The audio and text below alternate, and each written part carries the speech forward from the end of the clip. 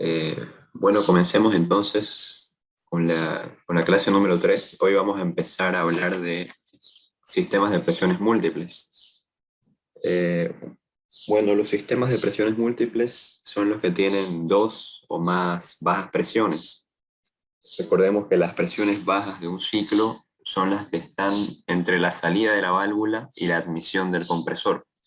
Entonces, un sistema de presión múltiple es el que tiene dos o más bajas presiones, y las bajas presiones son las que están entre la salida de la válvula y la admisión del compresor. Generalmente los sistemas de presiones múltiples cuentan o están conformados con, además de los cuatro dispositivos básicos de un ciclo de refrigeración, también están equipados con un depósito separador. Un depósito separador es un componente como este, que es básicamente un pequeño tanque y una válvula flotador. Las válvulas flotadores están compuestos por una boya y la válvula. La boya que flota es un material muy liviano que flota en el líquido, controla el flujo que ingresa al depósito separador. ¿Cómo lo hace? Si el nivel de líquido sube por encima del punto de control establecido, la boya manda la señal y la válvula se cierra. Cuando el nivel de líquido baja por debajo del punto de control, también manda una señal y la válvula se abre para que suba el nivel de líquido. Así es básicamente el funcionamiento de esta válvula y de este depósito separador. Bueno, ¿cuáles son las ventajas de usar el depósito separador? Bueno, primero la función, ¿no? El depósito separador se encarga de separar el líquido del vapor. Funciona con válvula flotador, como ya les mencionaba. ¿Y por qué utilizarlo? Cuando un líquido se expande a través de una válvula de expansión, el porcentaje de vapor aumenta progresivamente. Y bueno, nosotros estamos mandando ese vapor al evaporador, pero si recordamos, lo que nos conviene es mandar la mayor cantidad de líquido posible, porque el mayor efecto refrigerante o el mayor intercambio de calor se da durante el cambio de fase. Entonces, si nosotros mandamos más líquido al evaporador, vamos a ser capaces de absorber más calor y nuestro sistema va a ser más efectivo porque el efecto refrigerante va a ser mayor. Entonces, recapitulando, si nosotros usamos este dispositivo, vemos este gráfico de acá. Si no lo usamos, vamos directamente del punto 1 al punto 2, ¿no es cierto? Y el efecto refrigerante va a ser esta diferencia de entalpías, hasta la salida de aquí, de la línea de vapor. Entonces va a ser esta diferencia entre 2 y la línea de vapor saturado seco que hay acá. Si nosotros usamos el depósito separador, va a haber una parada intermedia, una presión intermedia, que va a estar en el punto 3. En ese punto se va a separar en líquido saturado seco y en vapor saturado seco, ¿no? Entonces, ese líquido es el que va a alimentar a nuestro evaporador. Y si vemos, la diferencia entre 5 y el vapor saturado seco es mayor que entre 2 y vapor saturado seco. ¿Cómo se entiende eso? Se entiende que hay una mayor diferencia de entalpías en el evaporador y por lo tanto el efecto refrigerante es mayor. Entonces, esta diferencia entre 5 y 2 es lo que estamos ganando en efecto refrigerante. Eso es en síntesis el motivo del por qué se usa el depósito separador. Otro motivo es por seguridad. ¿Por qué? Si nosotros mandamos directamente de la válvula de expansión del evaporador al compresor, existe la posibilidad de que algunas gotas de líquido se vayan al compresor. Y bueno, ya hablamos de que el líquido daña al compresor porque arrastra el lubricante, lo que acelera el desgaste, o porque puede dañar las válvulas de admisión y escape. nosotros podemos conectar el depósito separador al compresor para asegurarnos de que solamente está yendo vapor saturado seco a la compresión, ¿no? Esos son básicamente los beneficios y los motivos por los que se usan este depósito separador. Bueno, hablemos del separador total. Al separador total solo ingresa líquido al evaporador, por lo tanto el efecto refrigerante es el máximo. ¿Cuál es el motivo de usar este equipo? Bueno, en la ebullición muchas veces las sustancias se agitan fuertemente, lo que podría ocasionar que gotas de líquido lleguen hasta el compresor, cuando esté conectado directamente con el evaporador. Por eso se prefiere conectar el evaporador al separador y el compresor también al separador. Se puede ver en este diagrama.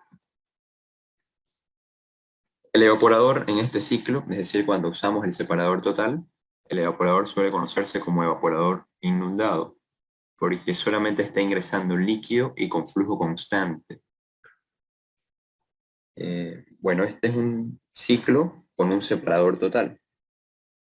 Si nosotros vemos, el evaporador está conectado directamente al depósito separador. No hay una válvula entre el depósito separador y el evaporador. Eso significa de que están funcionando a la misma presión. El depósito separador y el evaporador, en este caso, funcionan a la misma presión. No hay una válvula que haga que baje más la presión. ¿Cuál es la ventaja de esto? La ventaja es que solamente está entrando líquido al evaporador. Por lo tanto, el efecto refrigerante es el valor máximo para esas condiciones de presión y temperatura. ¿Cuál es la desventaja? La desventaja es que la presión, si usamos una válvula entre el depósito separador y el evaporador, podría ser más baja, lo que podría hacer que nuestro sistema funcione a temperaturas más bajas. Esa podría ser una desventaja de usar un separador total, ¿no? Versus un separador parcial.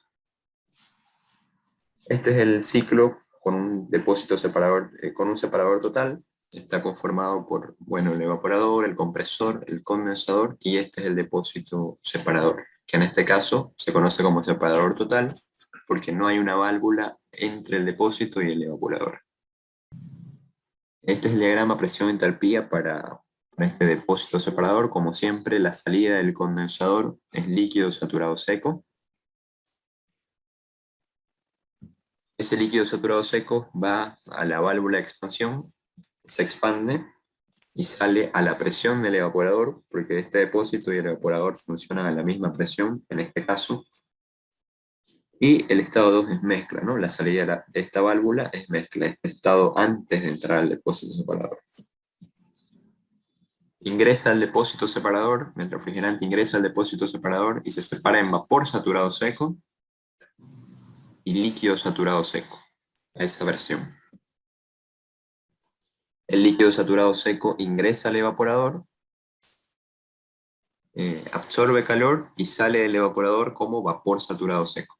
Esa línea roja está representando ese cambio de fase de 4 a 5, ¿no? Del estado 4 al 5, que es la evaporación en el evaporador, como consecuencia de la absorción de calor durante la refrigeración. Entonces sale del evaporador como vapor saturado seco, como siempre, sale como vapor saturado seco. Y bueno, ese vapor saturado seco se realimenta al separador y ese vapor saturado seco del separador va al compresor, ¿no? Se comprime y se comprime isoentrópicamente, recordemos, estas son las líneas de entropía constante, un poco inclinadas, medio circulares. Se comprime y sale del compresor a la presión del condensador como vapor recalentado. El estado 6 es vapor recalentado a la presión del condensador. Ingresa al condensador como vapor recalentado y sale como líquido saturado seco. En el condensador recordemos que se cede el calor excedente, el calor que se ha absorbido durante la evaporación, durante la refrigeración. Ese sería el diagrama presión-entalpía y los estados para este ciclo. Hasta acá no hay ninguna pregunta sobre algún estado o sobre lo que hablamos antes de este diagrama. Bien, continuemos entonces. Eh, el otro depósito, la otra forma de usar este depósito separador se conoce como separador parcial. Y bueno, la principal diferencia es de que hay una válvula entre el depósito separador y el evaporador, lo que quiere decir que van a haber tres presiones. Bueno, ¿cómo funciona el evaporador? Al evaporador ingresa mezcla de líquido-vapor, ¿no? Al haber una válvula, ya está ingresando mezcla al evaporador, no solamente líquido como en el caso anterior. El separador y el evaporador funcionan a presiones distintas. En el caso anterior, como no había una válvula, funcionaban a la misma presión. En este caso no. El separador funciona a una presión que se conoce como presión intermedia y el evaporador va a funcionar a la presión del evaporador. En algunos ejercicios puede que no les dé el dato de la temperatura o la presión en el depósito separador, pero nosotros podemos encontrar a qué presión está funcionando con esta ecuación. Conociendo la presión del condensador y la presión del evaporador, podemos encontrar la presión intermedia. En el caso de que el enunciado no nos las dé. Si el enunciado nos da la presión intermedia, no usamos esta ecuación. Requiere más trabajo de compresión porque el refrigerante ingresa recalentado al compresor. En este caso solamente tenemos un compresor en este ciclo. Y como aquí estamos bajando la presión, ya tenemos tres presiones, ¿no es cierto? Tenemos la presión intermedia, tenemos la presión del evaporador y bueno, la presión alta del sistema. Tenemos dos presiones que tenemos que llevar a la presión alta del sistema, ¿no? La presión intermedia y la presión del evaporador. Son dos presiones que hay que llevar a la presión del condensador. Pero solo tenemos un compresor, entonces no podemos comprimir dos presiones distintas. ¿Qué es lo que se hace? Se pone una válvula a la salida del vapor del separador para bajar esta presión hasta la presión baja del sistema. Baja la presión hasta la presión del evaporador. Esta presión del vapor recalentado baja hasta la presión del evaporador para poder comprimir, para poder mezclar estos dos flujos de refrigerante y comprimirlos. Y bueno, ingresa a la válvula como vapor saturado seco y va a salir como vapor recalentado, ¿no? Y al mezclarse un vapor recalentado y un vapor saturado seco, vamos a obtener un vapor recalentado. Al entrar el refrigerante recalentado al compresor, va a necesitar más energía para poder comprimir, más trabajo mecánico para poder comprimir. Esa puede ser una desventaja. Bueno, analizando el diagrama presión-entalpía se va a entender mejor esto. Un dato importante, recordemos que los símbolos para las válvulas que trabajan con líquido era el redondo y la X, y las válvulas que trabajan con vapor, la corbatita, ¿no? Eso es importante, usar bien los símbolos de las válvulas. Aquí estamos usando una válvula para un vapor saturado seco, por eso está la corbatita, y esta es una válvula para líquido saturado seco.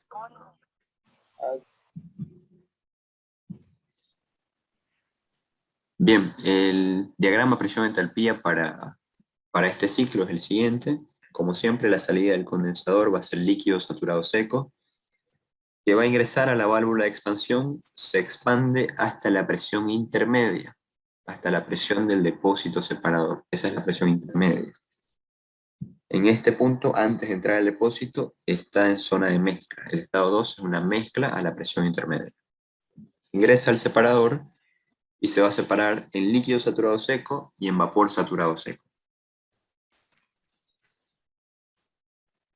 El estado 3 entonces es vapor saturado seco y el estado 4 es líquido saturado seco a la presión intermedia. El líquido saturado seco se expande en una nueva válvula hasta la presión del evaporador. La presión cae hasta la presión del evaporador. El estado 4' es una mezcla a la presión del evaporador.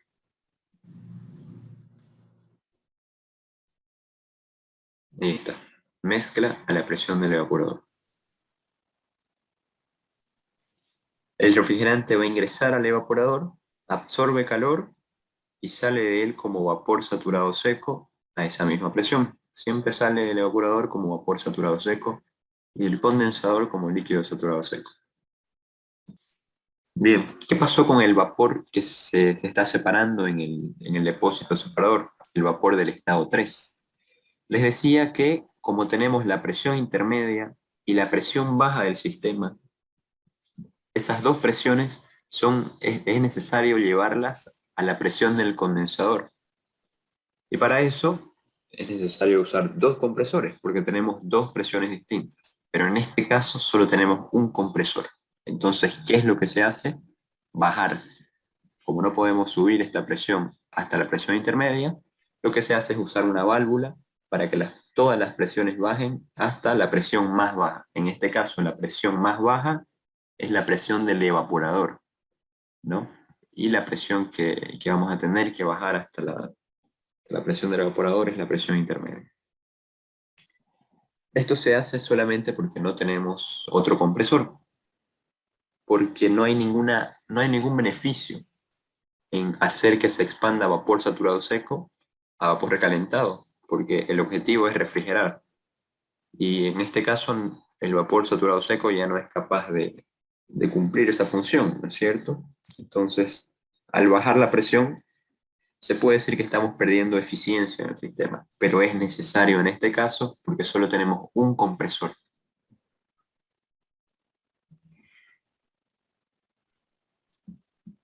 Y bueno, encima vamos a tener que comprimir un vapor recalentado. ¿Por qué? Al expandirse el vapor saturado seco va a salir como vapor recalentado.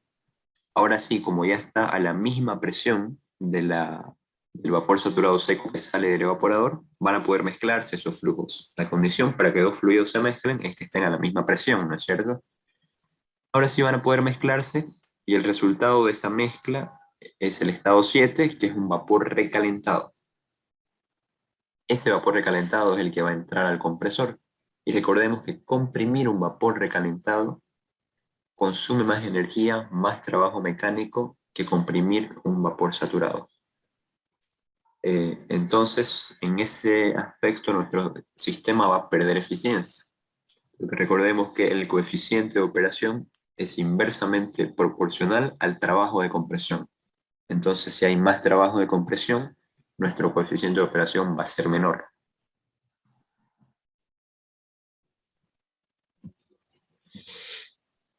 El refrigerante, perdón, entra al compresor como vapor recalentado y sale de él como vapor recalentado a la presión del condensador. Esta línea es una línea de entropía constante. Nosotros asumimos de que la compresión es isoentrópica.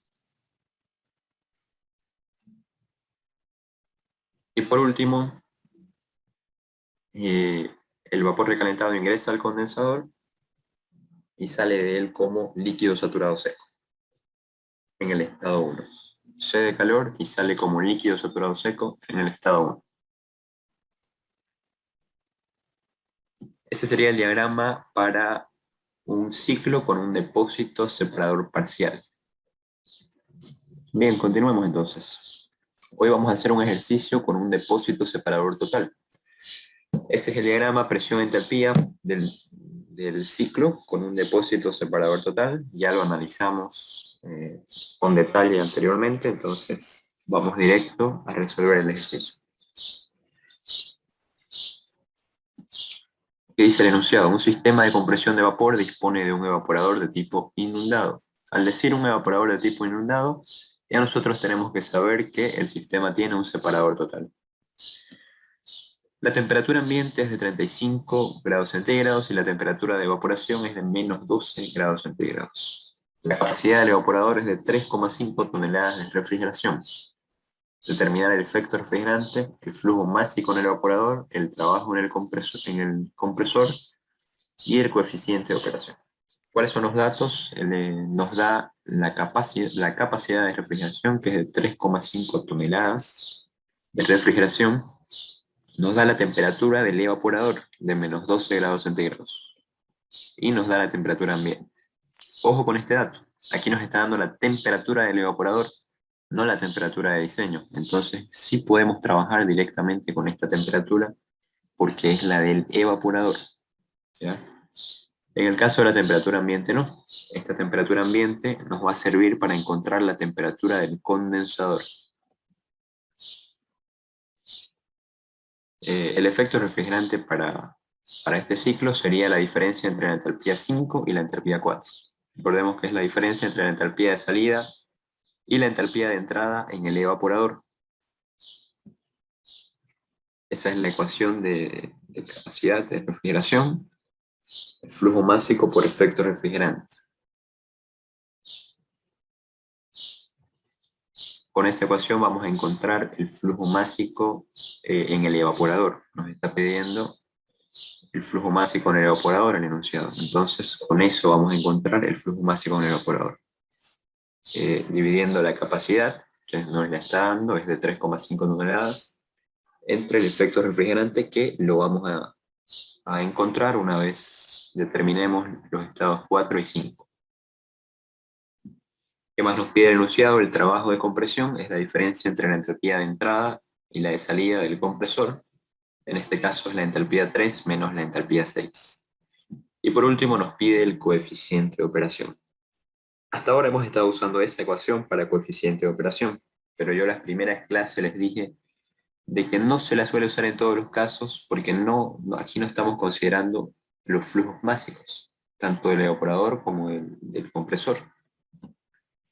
Si nosotros vemos el diagrama y analizamos el ciclo, aquí no está entrando la misma cantidad de refrigerante al evaporador y al compresor. Por el compresor va a pasar la totalidad, va a pasar todo el refrigerante, tiene que comprimirse en algún momento. Entonces todo el flujo másico sí está pasando por el compresor, pero no por el evaporador. ¿Por qué? Aquí en el depósito separador solo estamos mandando líquido al evaporador, ¿no es cierto? Solo está yendo el líquido que se está separando en dos fases de esta mezcla, ¿no? Aquí solo está yendo el líquido al evaporador y este vapor se está mandando al compresor. Y también el vapor que sale del evaporador se está mandando al compresor. Entonces todo el refrigerante va a pasar por el compresor y en este caso solo el líquido que sale del depósito separador total va a pasar por el evaporador. Entonces no es el mismo flujo másico. Esta ecuación no nos sirve. Esta ecuación es la que vamos a utilizar, la que considera el flujo másico del evaporador y el flujo másico del compresor.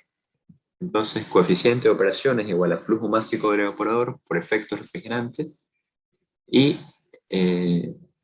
dividido entre el flujo másico del compresor y el valor absoluto del trabajo del compresor.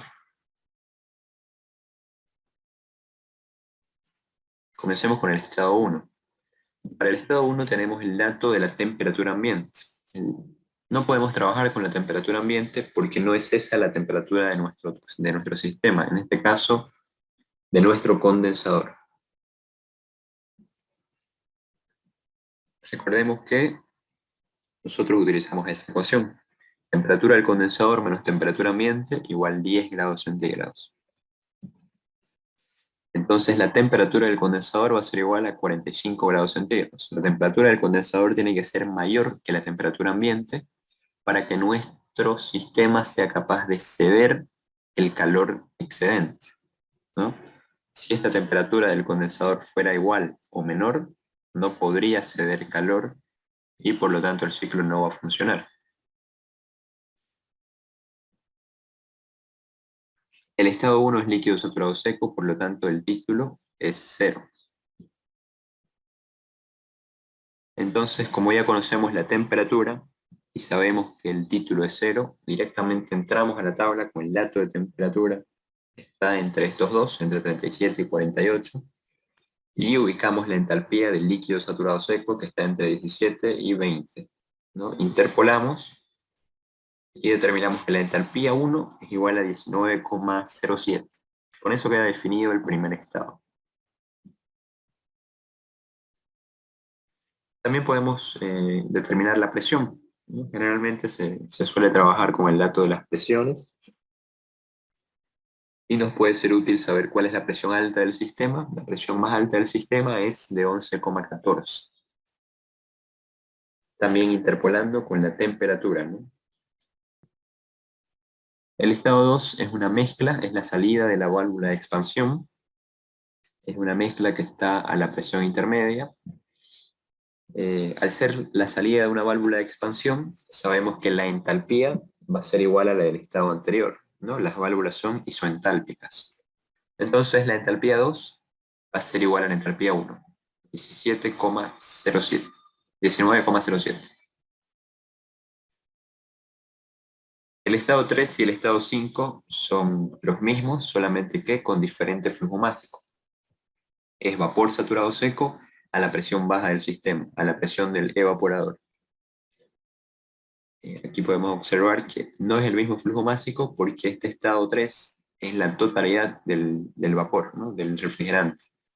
En cambio, el estado 5 es solamente el vapor saturado seco que sale del evaporador. Ambos son vapor saturado seco, pero con diferentes flujos máximos.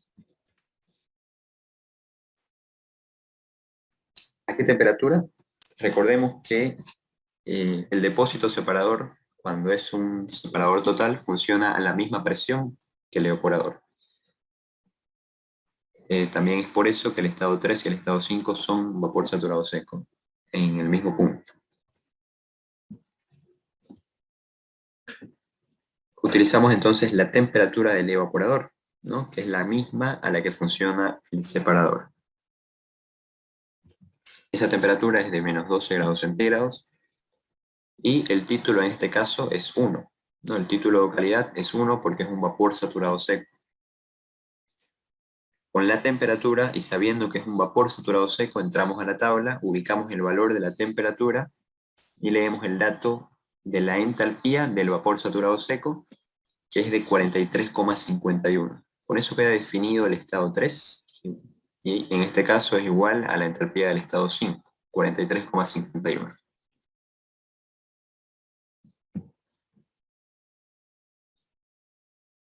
Y bueno, el estado 3 es el que ingresa al compresor, entonces puede ser que este dato de entropía no sea útil más adelante. Sí nos va a ser útil porque recordemos que la compresión es isentrópica.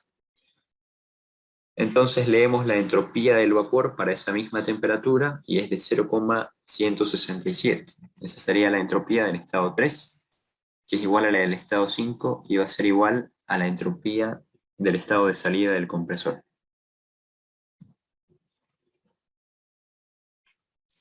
Y por último podemos leer el dato de la presión. La presión baja del sistema es de 2,063. El estado 4 es líquido saturado seco, que se está separando en el depósito separador. Ese estado está a la presión del depósito separador, que en este caso es la misma del evaporador, que es la única presión baja del sistema, que es la de 2,063. El estado 4 es líquido saturado seco, por lo tanto el título es 0. Entramos a la tabla con la presión, también podemos entrar con la temperatura de menos 12, y leemos la entalpía del líquido saturado seco, que es de 5,93. Con eso queda definido el estado 4. Ya definimos el estado 5 anteriormente junto con el estado 3.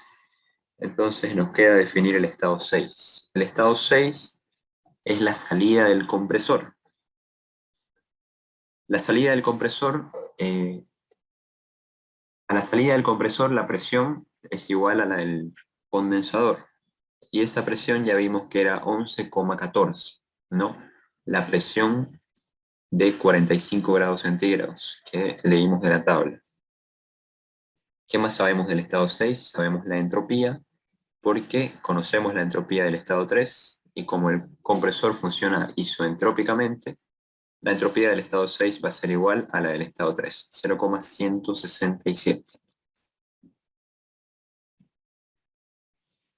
Observamos entonces el diagrama presión-entalpía. El estado 3 ingresa al compresor, se comprime isentrópicamente y sale como vapor recalentado. Al ser un vapor recalentado, tenemos dos opciones, ¿no? Usar la tabla de freón recalentado. Para ese caso tenemos que hacer una interpolación doble. Puede ser un trabajo un poco largo y tedioso.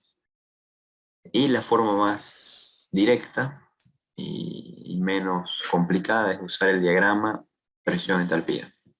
Eso es lo que generalmente hacemos, usar el diagrama presión-entalpía. ¿Qué datos tenemos? Tenemos la presión de salida del compresor y la presión de entrada, que era 2,063, y la entropía. Entonces, como siempre, ubicamos el dato de la presión de entrada. Aquí están las presiones. Aquí está la presión de 2. Entonces, el estado de entrada es el estado 3, no el estado 5. El estado 3 es vapor saturado seco. Esta es la campana. No sé si se logra ver. Esta es la línea de vapor saturado seco. Entonces, en ese punto, a la presión de 2 y sobre la línea de vapor saturado seco va a estar el estado 3, que es el que ingresa al compresor. El estado 6 va a estar a la presión de 11. Aquí está la presión de 10 y aquí la presión de 14. Entonces, a la presión de 11 va a estar el estado 6, lógicamente trazando previamente una línea de entropía constante, desde el punto 5, desde el punto 3, en este caso sería punto 3 lo correcto, que es vapor saturado seco, trazamos una línea de entropía constante, hasta que choque con el valor de la presión de 11, de la línea de la presión de 11, que está acá, y en ese punto donde se intersecta la entropía y la presión de 11, va a estar el estado 6. Si nosotros vemos acá los valores de entropía, aquí está 0,16 y 0,17.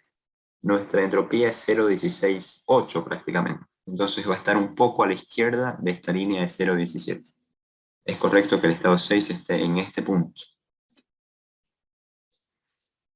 Lo último que hacemos con este gráfico es trazar una línea vertical para leer el valor de la entalpía que corresponde a este estado. Ese es el valor que nos interesa, el valor. En este caso, aquí está el valor de 50, está un poco a la derecha, podían poner 51, 50 o 50,5 como puse en este caso, pero no importa si ponen 51, igual está bien. No es exacto al ser un método gráfico.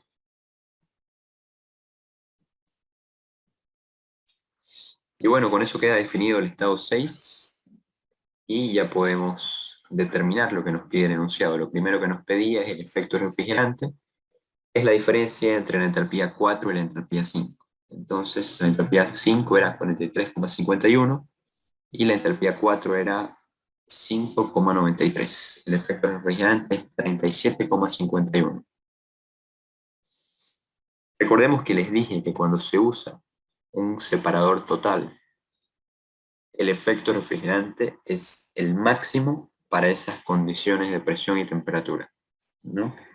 No se puede conseguir un efecto refrigerante mayor a 37,51 para esta temperatura de menos 12. ¿Ya? ¿Cómo sabemos eso? Bueno, el efecto refrigerante también es igual al, a la entalpía de evaporación. ¿Ya? Se me había ido el término, perdón. La entalpía de evaporación es la cantidad de energía que se necesita para que el líquido pase a vapor. ¿Ya? Esa diferencia está en la tabla y es el dato que hay entre la entalpía de vapor saturado seco y de líquido saturado seco y de vapor saturado seco. En el medio está el dato, si se corta, no, mejor. Bien, continuemos. Ya estamos terminando. Les decía que el efecto refrigerante es igual a la entalpía de evaporación o de vaporización por 1 menos el título o calidad. Esa entalpía está en la tabla y es la que está entre la entalpía de líquido y de vapor saturado seco. ¿Cómo vamos a demostrar que este efecto refrigerante es el máximo que se puede obtener? Se puede demostrar de la siguiente manera. Este título de calidad, recordando de termodinámica, va a ser igual al valor de la entalpía de la mezcla, en este caso el valor de la entalpía 4, que no es una mezcla, es líquido, menos el valor del líquido saturado seco sobre la entalpía del vapor menos la entalpía del líquido saturado seco, ¿no? En este caso, esta entalpía 4 es igual a la entalpía del líquido saturado seco, ¿no? Entonces, esta diferencia se hace cero y todo esto se hace cero. Entonces, en el paréntesis solo va a quedar el 1. Va a quedar la entalpía de vaporización por 1, ¿no? Esa entalpía de vaporización es la diferencia entre la entalpía de vapor y la entalpía de líquido. Entonces, con eso queda demostrado de que el valor del efecto refrigerante es el máximo, porque no se puede obtener una diferencia mayor para esas condiciones que la diferencia de la entalpía del vapor y la entalpía del líquido. La capacidad de refrigeración es igual al flujo másico del evaporador por el efecto refrigerante. Ya vimos que de esta ecuación podemos despejar el flujo másico del evaporador, que es lo que nos interesa calcular. Ya conocemos la capacidad y aquí ya determinamos el efecto refrigerante. Solo nos queda saber o determinar el valor del flujo másico del evaporador. Para eso tenemos el dato de capacidad, que es de 3,5 toneladas de refrigeración. Pero no podemos trabajar con toneladas de refrigeración porque nuestras unidades no son compatibles con eso. Para eso tenemos que hacer una conversión. Una tonelada de refrigeración equivale a 50,4 kilocalorías por minuto. Con eso nuestras unidades ya son compatibles y podemos hacer la operación que da como resultado el flujo másico del evaporador, que es 4,69 kilogramos por minuto. Ese sería el flujo másico en el evaporador. Con eso ya respondimos a 2 preguntas del enunciado. Nos falta el trabajo de compresión, que era la diferencia entre la entalpía 3 y la 6. Esas dos entalpías ya las conocemos. El trabajo de compresión sería igual a 6,99 menos 6,99, casi 7. Está bien que sea negativo porque el compresor consume trabajo mecánico, no genera trabajo. Entonces, tiene que ser un valor negativo.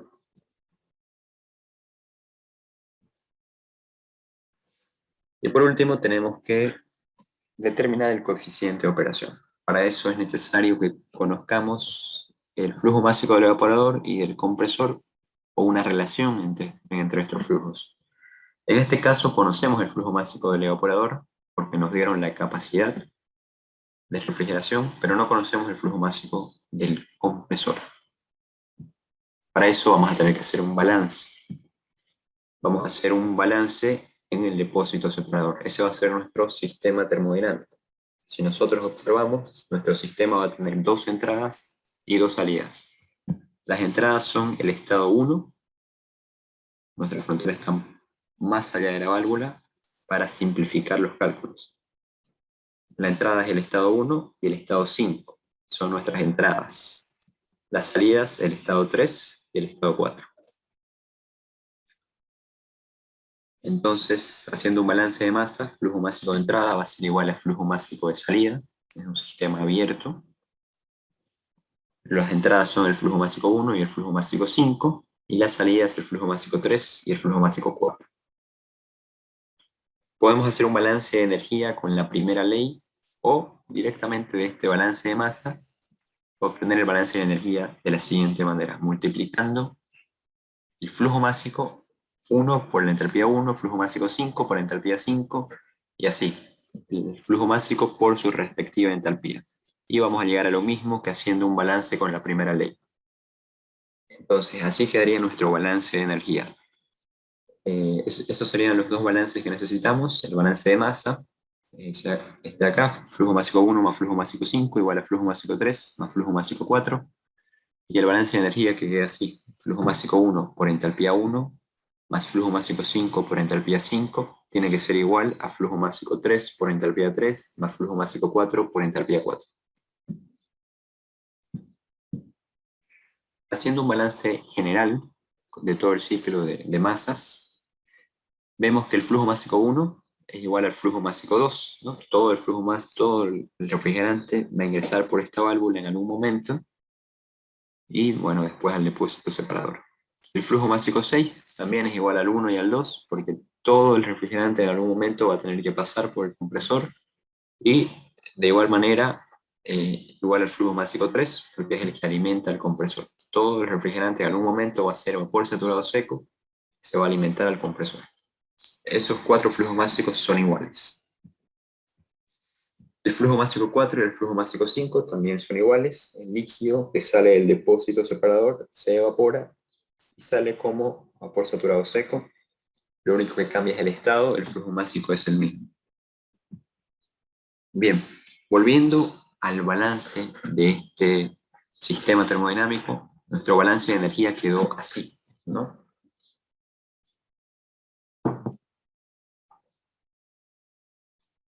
Entonces, de aquí, ¿qué conocemos? Conocemos todas las entalpías y conocemos el flujo másico del evaporador. El flujo másico del evaporador es igual al flujo másico 4 y al flujo másico 5. Entonces conocemos el flujo másico 4 y el 5. Lo que no conocemos es el flujo másico 3 y el 1. Tenemos una ecuación y dos incógnitas. ¿Qué es lo que tenemos que hacer? Si nosotros observamos esta otra ecuación, es la que nos va a ayudar. El flujo másico 1 es igual al flujo másico 3. Entonces aquí podemos reemplazar uno de esos dos valores. En este caso vamos a reemplazar el flujo másico 3, porque lo que nos interesa es encontrar el flujo másico del compresor. Pero igual es indiferente, ¿no? Como son iguales, da lo mismo. Solamente reemplazamos el valor del flujo másico. El balance de energía que resultó de este análisis en este sistema quedó así. Las entalpías no se pueden modificar porque si cambiamos una entalpía, ya está mal el balance y va a estar mal todos los cálculos. Lo único que es equivalente, lo único que pueden ser equivalentes son algunos flujos másicos. Siempre tomen eso en cuenta. En este caso, lo único equivalente es el flujo másico 1 y el flujo másico 3. Son iguales. Entonces sí se puede reemplazar eso. La ecuación nos va a quedar así: flujo másico 3 por entalpía 1 más flujo másico 4, el flujo másico 5 es igual al flujo másico 4. Entonces podemos poner flujo másico 4 para tener menos incógnitas. Flujo másico 4 por entalpía 5 igual a flujo másico 3 por entalpía 3 más flujo másico 4 por entalpía 4. Podemos mandar el flujo másico 4 a la izquierda y el flujo másico 3 a la derecha para poder factorizar. Factorizamos y el balance nos va a quedar así: flujo másico 4 por entalpía 5 menos entalpía 4 igual a flujo másico 3 por entalpía 3 menos entalpía 1. La única incógnita que tenemos aquí es la de flujo másico 3. Entonces mandamos esta diferencia de entalpías al otro lado a dividir, y con eso ya podemos calcular el flujo másico 3, que es lo único que nos hace falta para determinar el coeficiente de operación.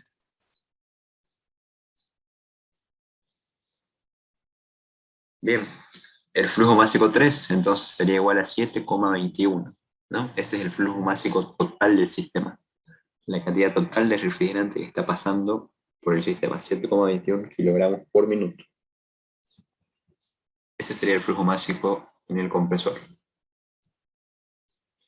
Y ya con eso podemos determinar el coeficiente de operación. Ya conocemos el flujo másico 4, es 4,69.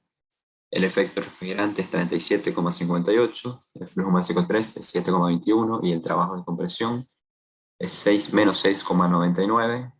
Ese valor se pone en valor absoluto por el signo. Entonces el coeficiente de operación va a ser igual a 3,49. Con eso quedan respondidas todo el enunciado, lo que pedía el enunciado.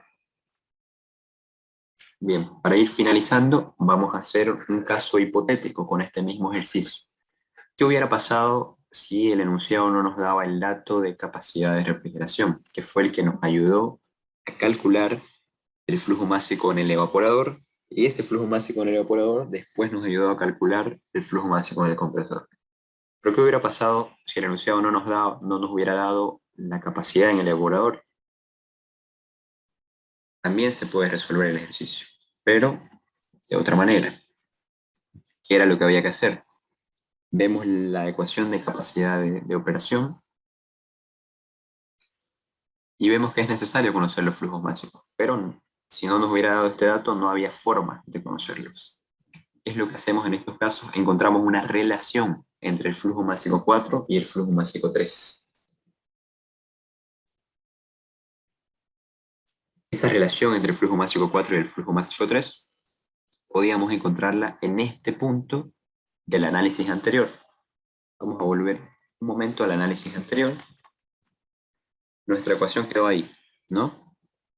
Luego de hacer el balance de energía en este sistema, determinar qué flujos máxicos son iguales y cambiarlos para reducir las incógnitas, llegamos aquí. Flujo másico 4 por entalpía 5 menos entalpía 4 igual a flujo másico 3 por entalpía 1 menos entalpía 3 menos entalpía 1. Aquí conocíamos el flujo másico 4. Nuestra única incógnita era el flujo másico 3. En el caso hipotético que estoy diciendo, no había forma de conocer el flujo másico del evaporador. Entonces, este dato no lo hubiéramos tenido.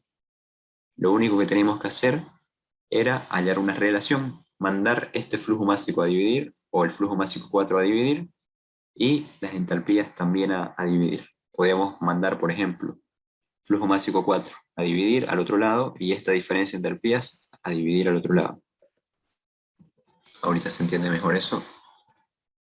Hallando esa relación, partiendo de este punto del análisis anterior, podíamos hallar la relación entre el flujo másico 4 y el flujo másico 3. Mandando el flujo másico 3 a dividir al otro lado y mandando la entalpía 4 y 5 a dividir. Con eso podíamos hallar la relación entre el flujo másico 4 y el flujo másico 3, porque ya conocíamos todas las entalpías. Esa relación entre el flujo másico 4 y el 3 era de 0,65, es de 0,65. Y el coeficiente de operación nos tiene que salir lo mismo, ¿ya? Ahorita vamos a comprobarlo. Ya sea hallando los flujos máxicos o hallando la relación de los flujos máxicos, tenemos que llegar al mismo resultado. Y vemos que eso se cumple. Hallando la relación entre el flujo másico 4 y el 3, sin conocer el flujo másico, podemos hallar el coeficiente de operación. En este caso era 3,49, ¿no?